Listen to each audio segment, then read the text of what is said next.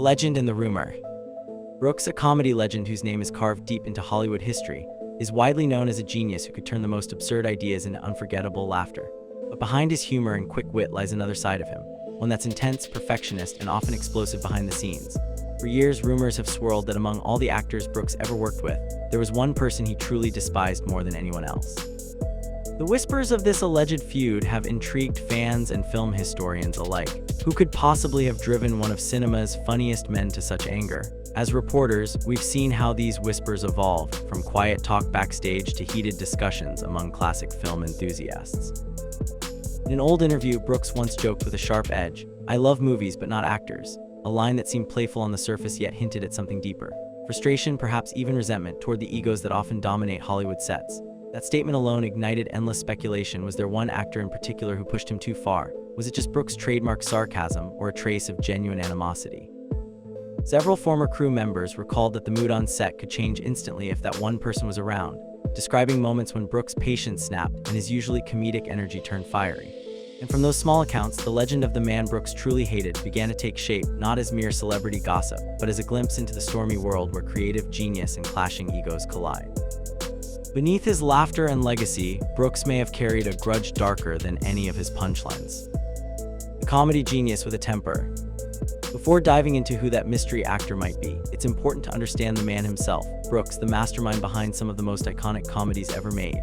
From Blazing Saddles to Young Frankenstein, Brooks wasn't just a director, he was a force of nature. His humor was sharp, his timing impeccable, and his expectations on set were sky-high. He demanded precision, passion, and total commitment from his cast. To him, comedy wasn't chaos, it was an art form that required discipline and control. Yet that same control often sparked clashes with actors who didn't share his perfectionist vision. People who worked with him described Brooks as a creative volcano, warm and hilarious one moment, erupting with frustration the next. He could turn a tense atmosphere into laughter with a single joke, but when things went wrong, he didn't hold back his anger. Some said he was a director who loved chaos but hated losing control of it. That's where the trouble began. In a world filled with big personalities and fragile egos, Brooks' blunt honesty could cut deep. He didn't tolerate laziness, improvisation without purpose, or anyone who questioned his authority. He wanted actors who trusted his instincts, not those who tried to outsmart his comedic rhythm. And when he felt someone disrupted his creative flow, that person quickly found themselves on his bad side. To the outside world, Brooks was the king of laughter, but to those who saw him on set, he was a man driven by obsession, juggling genius with temper. This volatile mix set the stage for what would become one of the most talked about behind-the-scenes tensions in Hollywood comedy. Because when Brooks' patience ran out, even the funniest people in the room could feel the chill. The actor who pushed him too far.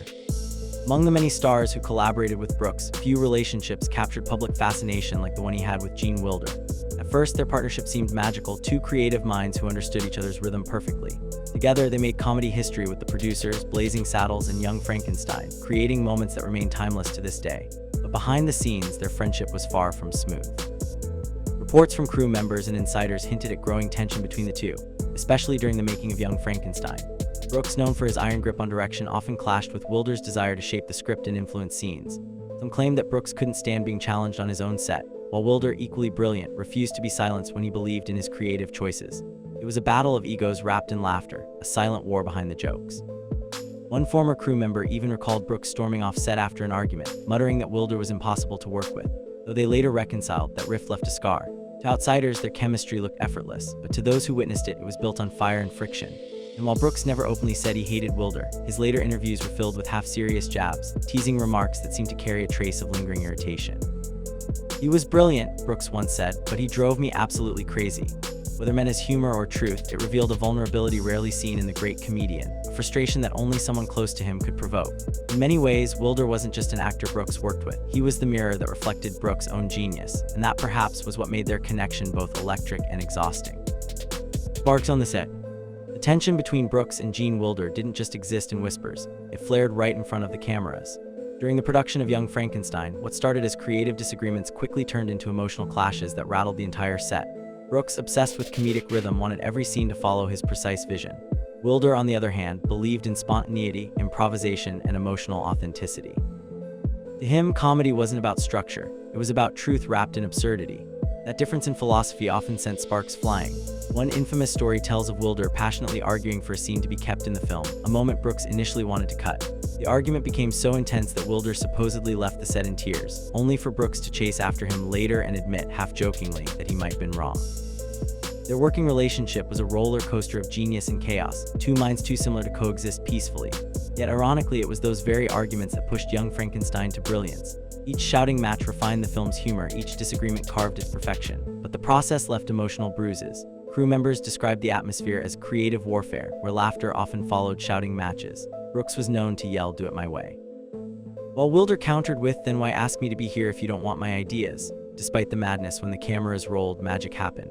Their chemistry was undeniable, a balance between Brooks' control and Wilder's heart. Still, when filming ended, the exhaustion lingered. Friends close to Brooks said that while he deeply admired Wilder's talent, he never forgot how much the actor challenged him. It was admiration mixed with irritation, a creative love-hate that, in Brooks' own words, made the movie great but made me lose sleep for months. When laughter turns into resentment. After the whirlwind success of Young Frankenstein, the cracks between Brooks and Gene Wilder became harder to ignore. What had once been a dynamic partnership now carried the weight of unresolved tension. Brooks thrived on control. His directing style was militant in precision, every punchline planned, every camera angle rehearsed. But Wilder, now more confident and beloved by fans, had evolved into a creative force of his own. He began writing and directing his own films, like The Adventure of Sherlock Holmes' smarter brother, and even there, Brooks' shadow seemed to loom large. Insiders claimed that Brooks secretly resented Wilder's independence, seeing it as a form of betrayal. To Brooks, comedy was a battlefield, and the idea of losing one of his soldiers to a rival camp stung deeply.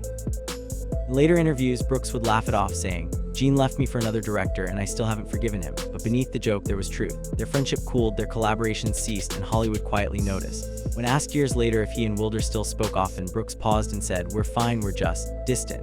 It was an oddly somber tone for a man who could turn tragedy into a punchline. Friends said Brooks carried a quiet bitterness, not hatred in the explosive sense, but a lingering disappointment that never faded. He once admitted privately that losing Wilder felt like losing a brother who decided he didn't need the family anymore. It was no longer about ego or control. It was about emotion, pride, and the realization that even geniuses can break each other's hearts. The laughter that once bound them had turned into silence, and the silent years and lingering shadows. As time went on, the once inseparable duo of Brooks and Gene Wilder drifted into what Hollywood insiders called the silent years. No public fights, no collaborations, no reunion, just a quiet distance that neither seemed eager to bridge. For Brooks, who had always thrived on energy, conflict, and laughter, that silence was both strange and painful. He threw himself into other projects, History of the World, Part I, Robin Hood, Men in Tights, all hits in their own right, but something was missing. Those who knew him best said Brooks became more guarded after Wilder stepped away. Fiery director mellowed, channeling his intensity into the craft instead of confrontation. Yet every so often, his sharp humor slipped into interviews, revealing flickers of that old resentment. When asked about Wilder's absence from his later films, Brooks joked, "He decided to go serious on me, can you believe that? The man was supposed to make people laugh. It was funny on the surface, but underneath, there was melancholy." Wilder had gone on to star in quieter, more emotional roles, and his health began to decline as the years passed. Meanwhile, Brooks aged into the role of Hollywood's wise old comedian, celebrated for his legacy but haunted by memories of collaborations that ended too soon. When Wilder passed away in 2016, Brooks' reaction broke hearts around the world. He called Wilder a giant talent, a dear friend, and for the first time, the world saw tears behind the laughter. It was as if decades of buried tension vanished in that moment. Reporters noted how Brooks' voice trembled when he said, "He blessed every film we did together. I miss him terribly." The irony was undeniable. After years of rumored hatred and rivalry, Brooks' final words about Wilder were filled with nothing but love. It became clear then that his hate had never been real animosity, but the complicated kind of love born from two artists who burned too brightly together. Reframing the hate. Over time, fans and journalists began to reinterpret the infamous idea that Brooks truly hated him more than anyone. As more interviews and behind-the-scenes stories surfaced, the picture became far more nuanced. What many had mistaken for hatred was, in truth, the combustible chemistry between two creative giants who simply cared too much about their art. Brooks himself later admitted that his clashes with Wilder came from passion, not anger. "He fought me because he loved the work," Brooks once said, "and I fought him because I loved it too." That single line reframed decades of rumors. What looked like hostility was in reality the friction of perfectionism, two artists unwilling to compromise on brilliance. But in Hollywood, stories rarely stay simple. The media loves a feud more than a friendship, and the myth of Brooks' greatest hatred took on a life of its own. Headlines painted him as the grumpy genius, the tyrant of comedy, the man who couldn't stand his co-stars. Yet those who knew Brooks personally, actors like Carl and even Leachman, insisted that his so-called temper was more like theatrical passion. He yelled because he cared, once said, and if he ever yelled at you, it meant you were doing something that mattered. Brooks' intensity wasn't cruelty, it was the raw electricity of creation. Even Wilder himself, years later, confessed in an interview that Brooks was the most maddening and most wonderful man he'd ever known. Their relationship was one of creative fire, not frost. In a way, the legend of Brooks' hatred became its own punchline, a misunderstanding turned into mythology. The real story was far more human, a reminder that genius often walks hand in hand with conflict, and that sometimes the people who drive us the craziest are the ones who understand us the most. The public's misunderstanding. As time passed, Brooks found himself watching the myth of his supposed hatred spiral into something beyond his control. The internet era revived old rumors, twisting offhand jokes into viral feud stories. Clips of Brooks shouting during rehearsals or making sarcastic remarks were taken out of context and rebranded as evidence of lifelong grudges. Yet those who truly knew him laughed at the notion. "Didn't hate anyone," said Anne, his late wife, in one interview. He just felt everything too deeply. Brooks' humor was never about cruelty, it was about truth exaggerated to the edge of madness. Still, audiences, eager for drama, preferred to believe in a fiery rivalry rather than a complex friendship. It made for a better story after all. Whenever Brooks was asked about Wilder in his later years, he'd sigh, smile wistfully, and say, "We yelled, we argued, we made history. What else do you want?" The response always drew laughter, but his eyes often told a different story, one of nostalgia, even regret. What the world called hate was actually the creative tension that gave his films their spark. The comedy they produced wasn't born from comfort, it came from collision. Two stubborn minds pushing each other past their limits until something magical emerged. But once the cameras stopped rolling, that same energy became too heavy to carry.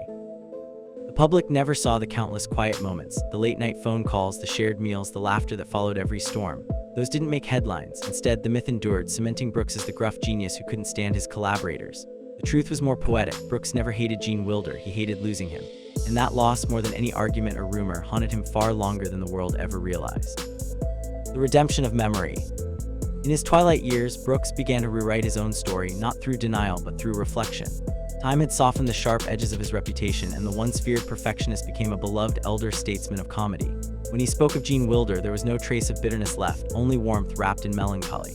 "He made me better," Brooks said in a 2016 interview shortly after Wilder's passing. "Every day on set with Gene was like fighting with your reflection, infuriating but necessary." That single confession felt like closure, not only for Brooks but for fans who had spent decades speculating about their so-called feud. He began honoring Wilder publicly, calling him the beating heart of young Frankenstein, even crediting him as the soul of the film that defined both their legacies. In documentaries and retrospectives, Brooks' tone changed entirely. The once fiery director now spoke like a man who had learned that brilliance often comes with heartbreak. The more he reminisced, the more he dismantled the myth of hatred that had followed him. He joked about his old temper, calling it the sound of passion echoing too loud, and admitted that without those intense creative clashes, the magic they made together might never have existed. Hollywood, for once, seemed to listen. Instead of remembering Brooks as the tyrant who shouted on set, people began to see him as a man who cared so deeply about laughter that it sometimes hurt. His legacy shifted from controversy to mentorship, inspiring a new generation of filmmakers to chase honesty, not just approval. In the end, Brooks' so-called hatred had transformed into one of Hollywood's most powerful love stories, a story about respect, rivalry, and redemption. And as he grew older, his laughter, once booming and wild, became softer, carrying the weight of every argument, every laugh, and every word left unsaid between two men who built an empire of comedy from chaos. The final reflection: hate, love, and the thin line between genius and pain. The end of the story of Brooks and Gene Wilder is not one of hatred but of humanity. Two men, both gifted beyond measure, collided in the chaos of creativity and left behind a legacy that redefined comedy forever. The phrase "Brooks truly hated him more than anyone" may have started as a sensational headline, but as the truth unraveled, it became clear that what Brooks felt wasn't hate, it was something deeper, something that only exists between people who push each other to greatness. Behind every argument was admiration, behind every explosion of anger was care, and behind every sarcastic jab was a kind of love that words could barely contain. Their relationship was proof that creation isn't always born from calm or comfort. It's forged in tension, pride, and the desire to make something unforgettable. When Brooks speaks today, his voice carries both laughter and sorrow, as though every joke he tells still carries an echo of Wilder's wit in the background. In a world that often craves villains and heroes, Brooks and Wilder's story reminds us that life rarely fits into such simple labels. They were neither enemies nor saints. They were two imperfect geniuses trapped in the same orbit, bound by the same fire that both united and divided them.